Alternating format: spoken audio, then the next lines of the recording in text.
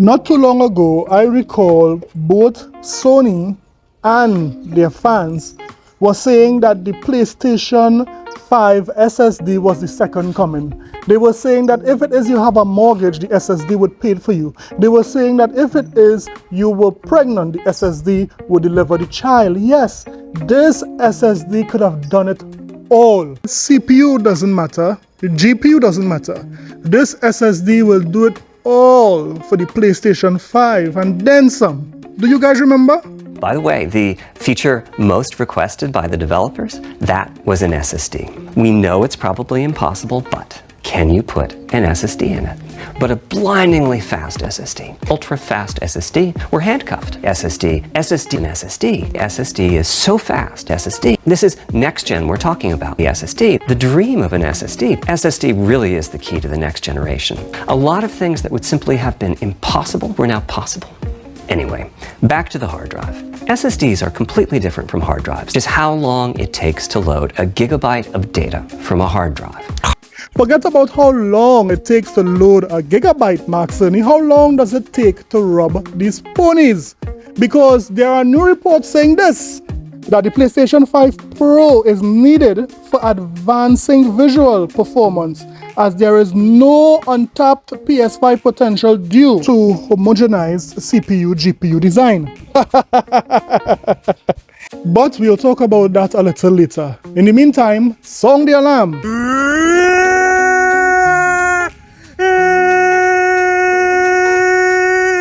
Because these PlayStation guys are angry. They are so angry.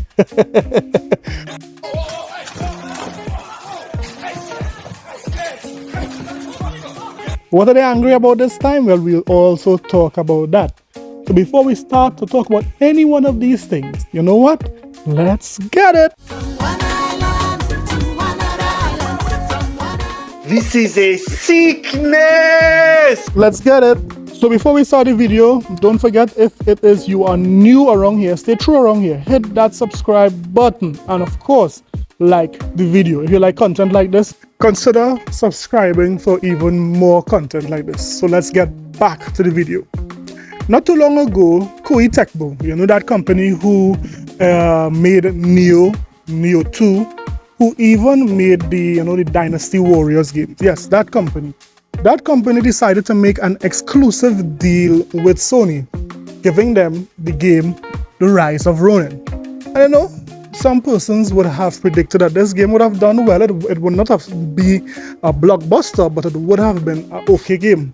Well, it's looking like that move didn't only cost Koei Tecmo their money, it even cost them their honey. Look at this. According to multiple news articles, Koei Tecmo revises financial forecast after disappointing game sales.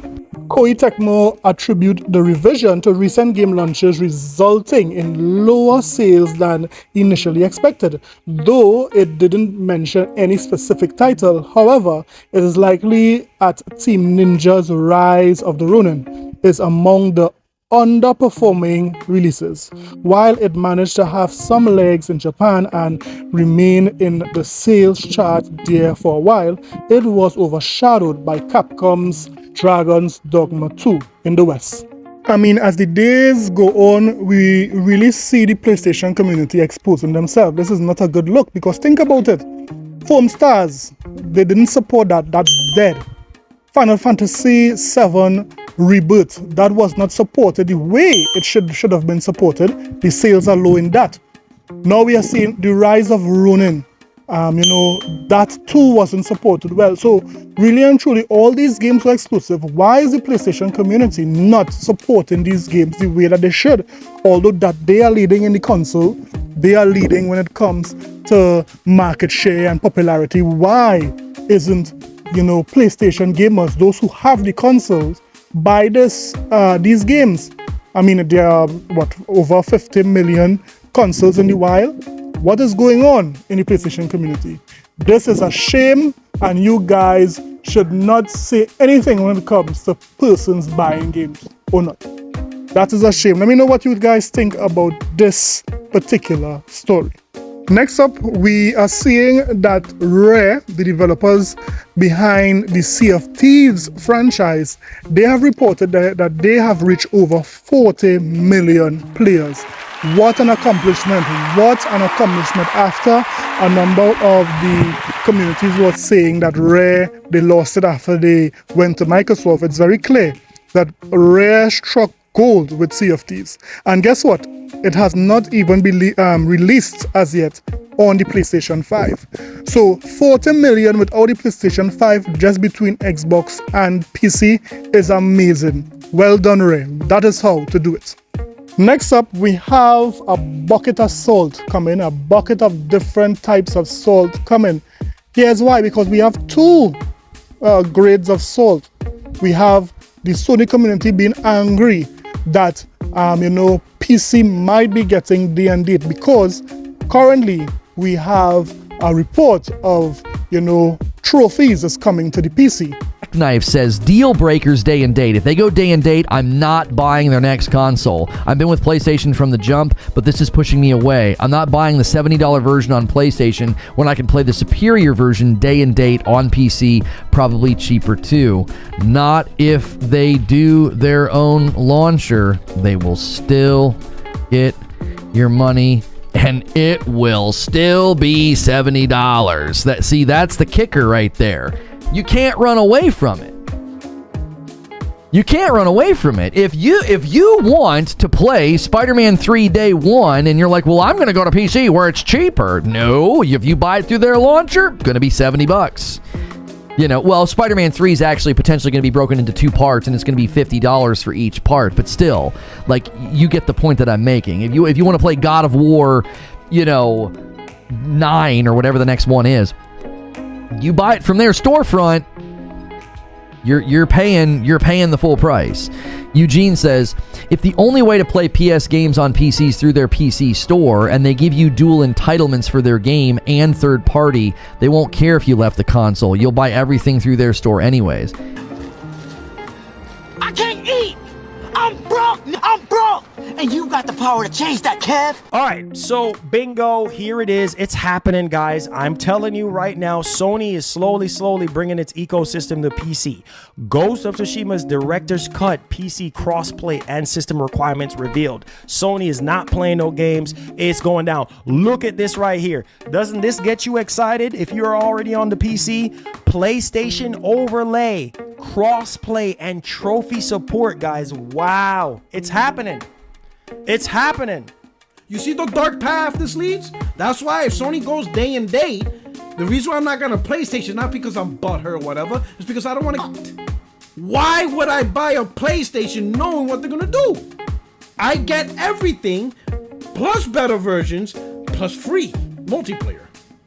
I don't get screwed over in any way. And that's exactly what happens on Xbox the moment they went day and date. You have to pay for Gears on Xbox, but that same game, which runs much better, looks much better, and you can play with a keyboard if you choose to, is free.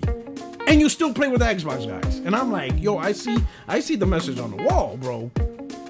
Like, how can it make sense that you're paying extra money to the platform holder and get worse?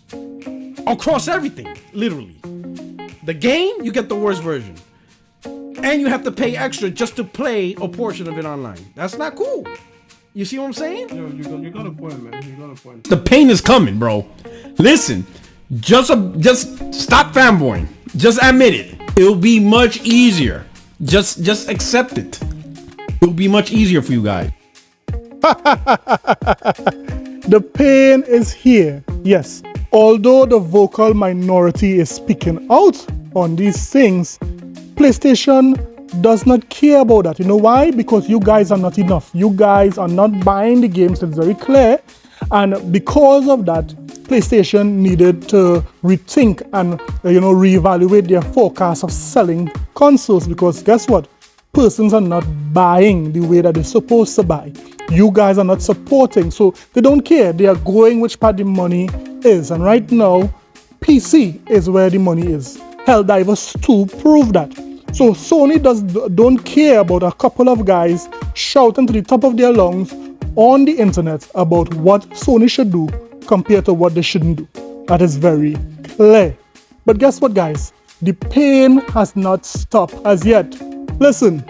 And then we also have a new report showing that the PlayStation 5 Pro, there is no more power in it. That is what the article is saying. And a matter of fact, this article is saying that the PlayStation 5 Pro is needed. PlayStation 5 Pro is needed for advancing visuals, performance, as there's no untapped PS5 potential due to homogenized CPU, GPU design.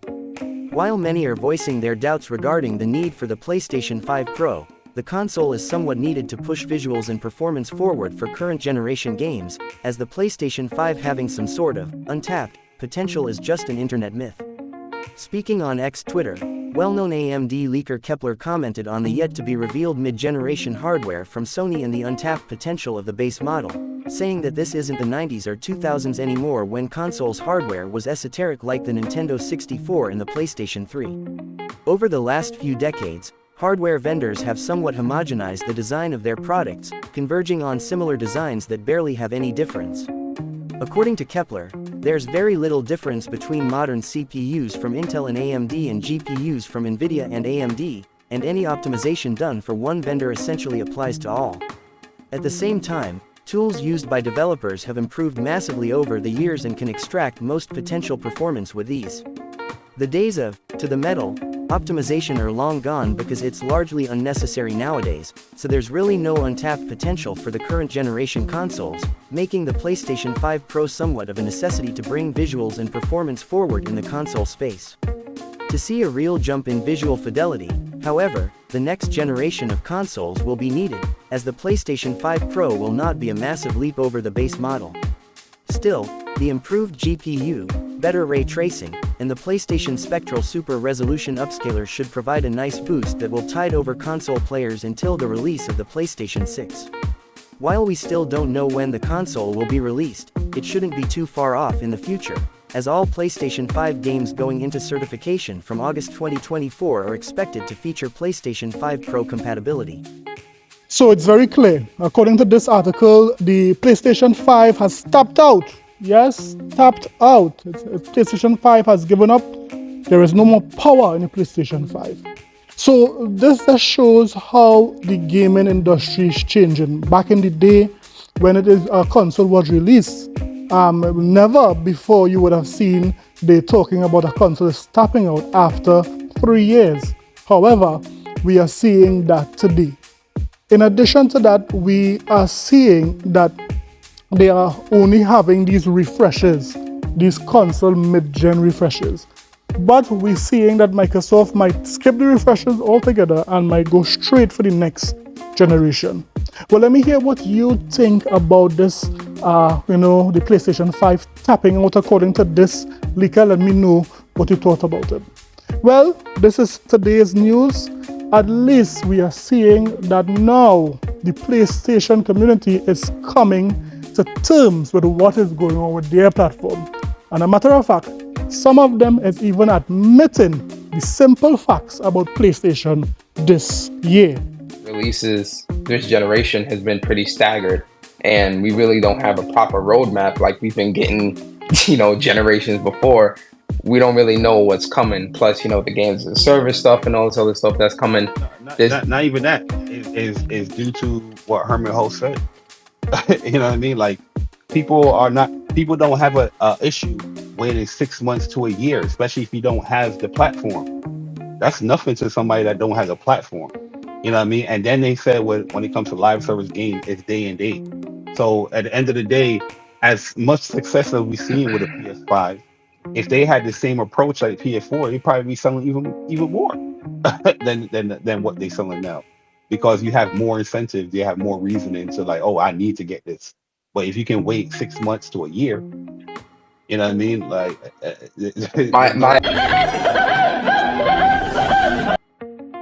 PlayStation. Shout out to J-Rock for putting all these things together very quickly. So let me hear what you thought about everything that was said today.